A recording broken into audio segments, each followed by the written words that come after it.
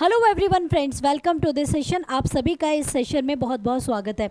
दोस्तों, मैं आप लोगों को बता दूं कि अभी रिसेंटली ही यूक्रेन के एक न्यूक्लियर पावर प्लांट पर हमला किया गया है, अटैक किया गया है ड्रोन के द्वारा, जिसमें कि ये जो न्यूक्लियर पावर प्लांट है ये पूरी तरीके से कहीं ना कहीं ये डैमेज हो गया है। ठीक है, ख़त्म नहीं हुआ है, ख़राब नहीं हुआ है, बस ये डैमेज हुआ है। तो इसी के ऊपर रशिया ने अपनी प्रतिक्रिया देते हुए ये कहा कि ये जो अटैक कराया गया है, ये न्यूक्लियर के ऊपर जो अटैक हुआ है ये यूक्रेन के द्वारा करा गया है। तो दोस्तों, क्या है पूरी न्यूज़, इसके बारे में आज हम इस क्लास में जानेंगे। क्योंकि जो अटैक हुआ है, यहाँ पर आप ये कंप्लीट यूक्रेन का मैप देख रहे हैं। यहाँ का एक शहर है, यूक्रेन के अंदर एक शहर पड़ता है, ठीक है, ज़ैपोरिज़िया। तो ये जो ज़ैपोरिज़िया जो शहर है, ये आपका न्यूक्लियर पावर एनर्जी का सबसे बड़ा स्रोत माना जाता है, सबसे बड़ा सोर्स माना जाता है, ना सिर्फ यूक्रेन के लिए बल्कि यूरोप के लिए। ठीक है, तो ये एक बहुत बड़ा प्लांट है। अभी इसी के ऊपर अटैक किया गया है। तो पूरी न्यूज़ क्या है इसके बारे में जानेंगे। तो नमस्कार दोस्तों, मेरा नाम पूनम शर्मा है और आज हम बात करेंगे यूक्रेन रशिया वॉर से संबंधित कुछ तथ्यों के ऊपर। तो चलिए शुरू करते हैं। तो दोस्तों, एग्जैक्ट क्या है कि अभी एक न्यूज़ आती है और वो न्यूज़ कुछ इस तरह की थी कि Ukraine attack hit the Zaporizhzhia nuclear power plant से रशिया। तो रशिया ने जो आरोप लगाया है ये यूक्रेन के ऊपर आरोप लगाया है।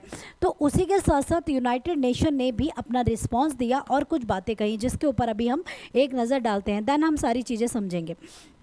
तो यहाँ पर बेसिकली क्या होता है कि a new drone attack on Ukraine Zaporizhzhia power plant has raise the risk of major nuclear accident, the United Nations atomic watchdog has warned. मतलब एक्चुअली क्या होता है कि यहाँ पर जो न्यूक्लियर है, ठीक है, ऑब्वियस सी बात है कि न्यूक्लियर के अंदर ऑलरेडी इतनी ज़्यादा रेडिएशंस होती हैं, अगर उसको ही अटैक किया जाए तो उसमें से रेडिएशन निकलेंगी और क्या हाल हो सकता है वो आप सभी को पता है। तो यूनाइटेड नेशन ने ये वार्न किया है कि भाई ये जो प्रतिक्रिया करी गई है, ये जो अटैक किया गया है, ऑब्वियस सी बात है बहुत गलत है। क्योंकि ना सिर्फ ये कंट्रीज़ के लिए गलत है बल्कि ये हम सभी के लिए गलत है। क्योंकि ये जब वो होगा, ठीक है, अगर इसके ऊपर किसी भी प्रकार का अटैक होता है तो उसकी वजह से क्या होगा, रेडिएशंस निकलेंगी और जब रेडिएशंस निकलती हैं तो इसका इफेक्ट सभी लोगों के ऊपर पड़ता है। Is it clear?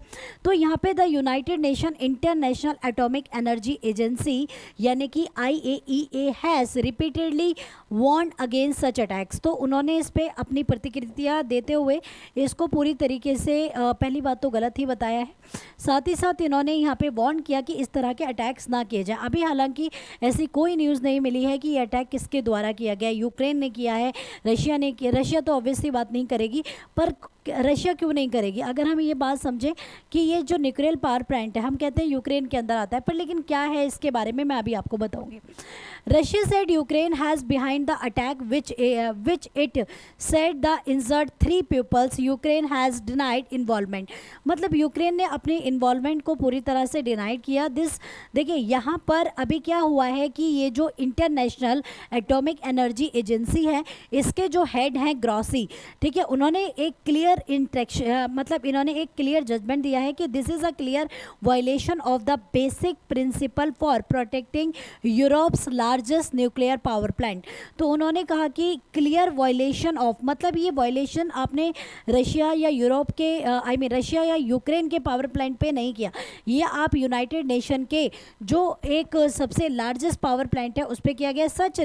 Such reckless attack significantly increase the risk of the major nuclear accident and must cease the immediately.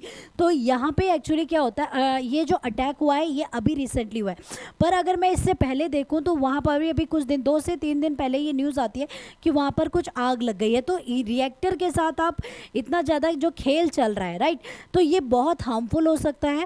यही यूनाइटेड नेशन ने क्या एक्चुअली क्या पूरा मुद्दा है, तो हम एक मैप के थ्रू समझेंगे।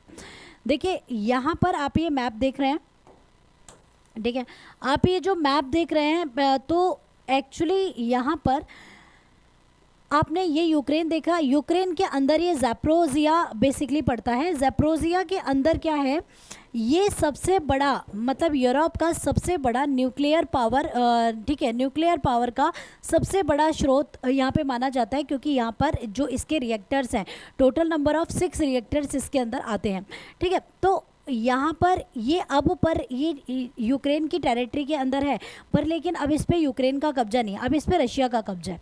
क्या? क्योंकि जब वॉर शुरू हुआ था तो रशिया ने जो अटैक करना स्टार्ट किया था यूक्रेन पे, हम सभी को पता है रशिया और यूक्रेन के अटैक के बारे में, इसकी कहानी अभी तक तो सभी लोगों को पता है, ठीक है।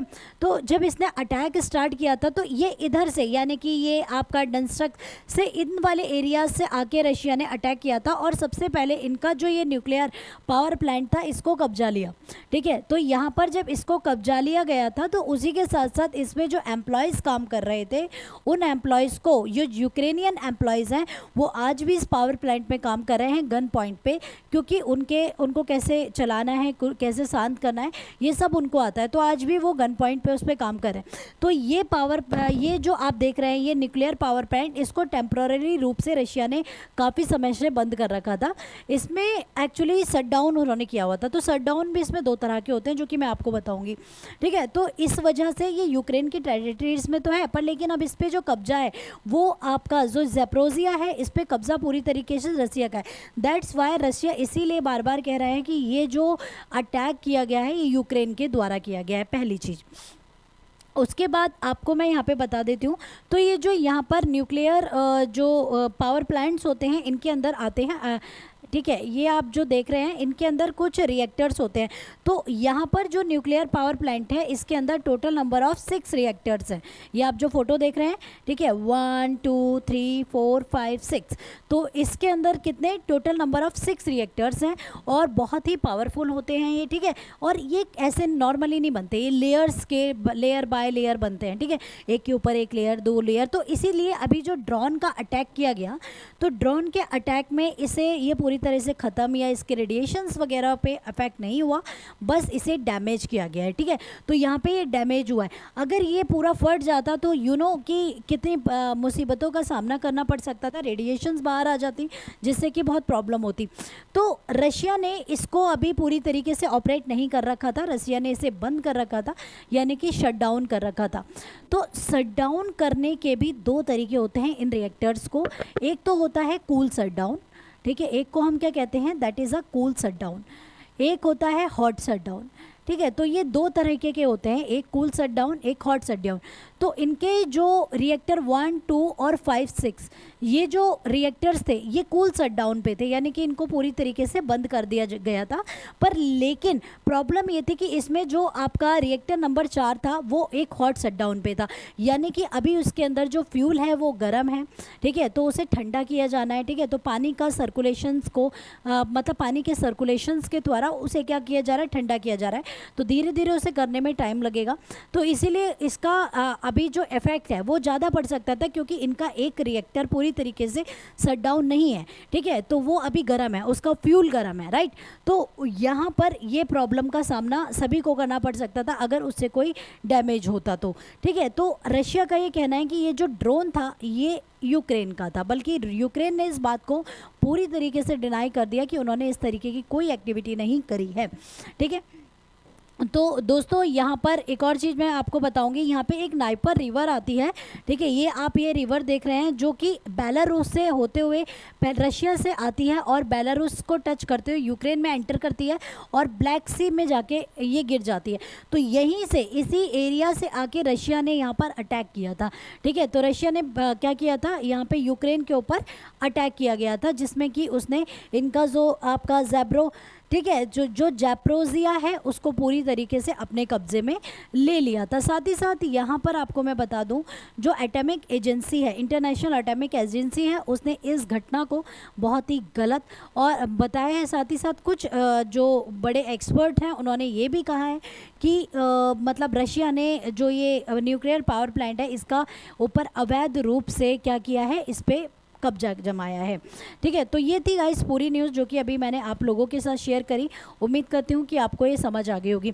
उसी के साथ साथ दोस्तों मैं आपको बता दूं कि अभी हमारा नवरात्रि और ईद ऑफर चल रहा है, जिसमें कि आपको अगर आप जीएस का, ठीक है, तो जीएस का ठीक है, तो जीएस का बैच लेना चाहते हैं, प्रहार बैच नया स्टार्ट हो रहा है, जिसकी आपकी 9 अप्रैल से 17 अप्रैल के बीच अगर आप इसमें एनरोल करते हैं तो आपकी फ़ीस जो होगी वो 6,900 ₹999 होगी। अगर आप मतलब इन दिनों के अलावा किसी दिन करते हैं तो आपको 10,000 रुपये इसके लिए पे करने पड़ेंगे। उसी के साथ साथ मैं आपको बता दूं, अगर आपको किसी भी प्रकार का कोई क्वेश्चन आता है, कोई डाउट आता है, तो आप ये नीचे आप हमारा मतलब यहाँ पे नंबर देख रहे हैं, आप इस नंबर पर कॉल कर सकते हैं और अपनी सभी क्वेरीज़ को पूछ सकते हैं। इसी के साथ साथ हमारे आप सभी को पता है कि ओजांग आईएएस आपको गुरुकुल कॉन्सेप्ट देता है, यानी कि ओजांग गुरुकुल के नाम से जिसे हम जानते हैं। इसमें क्या होता है कि आप सभी को सभी चीज़ें, यानी कि आपको यहाँ पे क्लासरूम, आपको सारी फैसिलिटी दी जाती हैं। उसके लिए आपको ब्रांच जाना पड़ेगा और यहाँ पर आप एडमिशन ले सकते हैं, जो कि आपका यहाँ पर भी आपके फ़ीस में कुछ डिस्काउंट्स किए गए हैं, जो कि 9 अप्रैल से 17 अप्रैल के बीच में है। उसी के साथ साथ मैं बता दूं आपको कि ये आपको एक टोल फ्री नंबर दिया गया, ये आपको एक नंबर दिया गया है जिस पे आप कॉल कर सकते हैं और जो भी आपके क्वेश्चन एंड क्वेरीज हैं उन्हें आप क्लियर कर सकते हैं। तो अभी के लिए इतना ही, मिलेंगे नेक्स्ट वीडियो में। तब तक के लिए टेक केयर, अपना ध्यान रखिएगा। Will loss of love and care. Thank you so much.